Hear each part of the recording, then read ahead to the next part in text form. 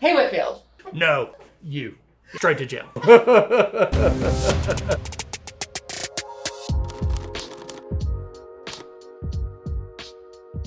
So it's pretty simple. Despite the fact that our Citronella fragrance oil has citronella oil in it, we did not go through the steps required by the EPA to determine whether or not our fragrance oil could be considered a pesticide or an insect repellent. So we have just not followed the guidelines through the EPA in order to make that claim, mostly because we are not selling a finished good. It depends on what you're selling, and unfortunately candles can be both. So that's where it gets a little bit more interesting.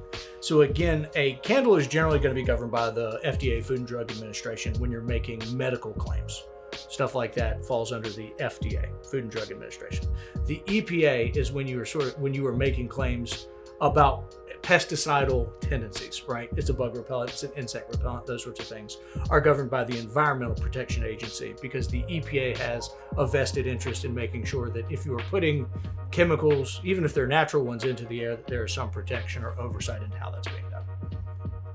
And the FDA, both are meant to protect consumers, but generally the FDA is meant to protect direct consumers. The EPA is meant to protect all consumers and sort of the populace as a whole.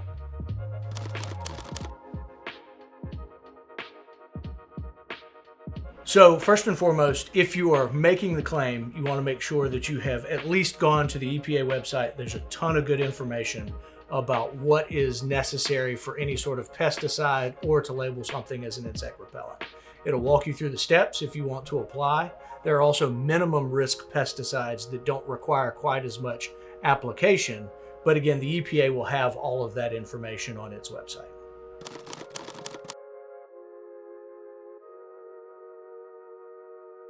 Well, and I think false claims are more problematic. I suspect at this point it would also be sort of misleading claims, or perhaps claims that they don't have the evidence to back it up or have not gone through the proper procedures.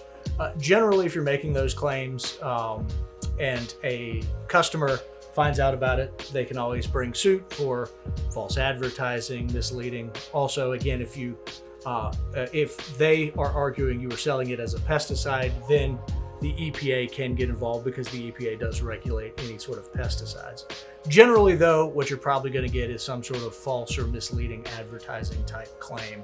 Again, that's if it's sort of widespread. It has in the past, and that's another thing, that there's some literature kind of on either side of it. Certainly, it's well known amongst the community in the United States and otherwise. Traditional medicines have always cited to the Citronella plant as being an insect repellent. However, you've got to be a little bit careful when you're making those claims yourself, because if you do, it could be labeled as a pesticide. Also, there have just been some issues with making certain claims if you don't have any evidence to back it up. Truthfully, Citronella always reminds me of Boy Scouts. So it reminds me of camping and campfires and being outside and, all that good stuff.